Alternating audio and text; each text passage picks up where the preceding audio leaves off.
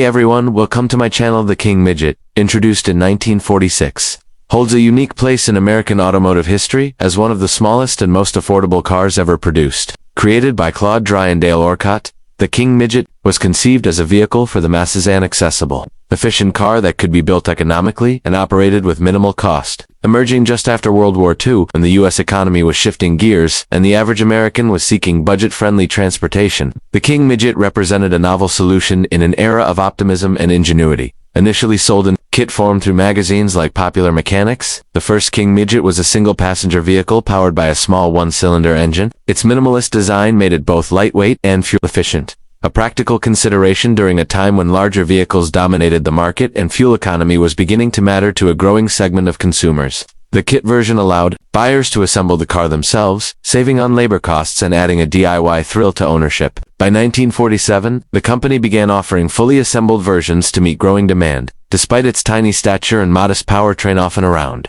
6 horsepower, the King Midget was a fully street-legal vehicle. It could reach speeds of up to 40 to 50 miles per hour and achieve over 50 miles per gallon. Its simplicity was its strength. It featured a basic frame, a steel body, and a rear-mounted engine. With no frills and a design focused on utility, it proved popular among rural customers, hobbyists, and those needing low cost of transportation in small towns and farm communities.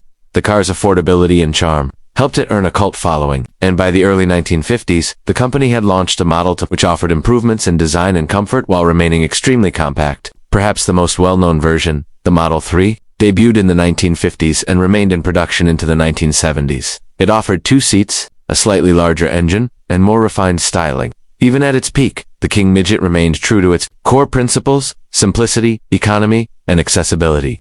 At a time when Detroit's Big Three were pushing chrome-laden sedans and tail-fin behemoths, the King Midget stood out with its functional design and humble mission. Production eventually ceased in 1970, with the brand unable to compete against larger automakers who had begun producing more affordable compact cars with greater marketing power and broader distribution. However, the legacy of the King Midget lives on in enthusiast circles. Collectors and restoration fans continue to celebrate this pint-sized piece of Americana. Clubs and online communities remain active, and King Midget cars still show up at classic car meets, often drawing crowds due to their unique size and story. Today, the King Midget is remembered not just as a quirky little car, but as a symbol of post-war American entrepreneurship. It reminds us of a time when innovation wasn't always about going bigger, faster, or more luxurious. Sometimes it was about doing more with less.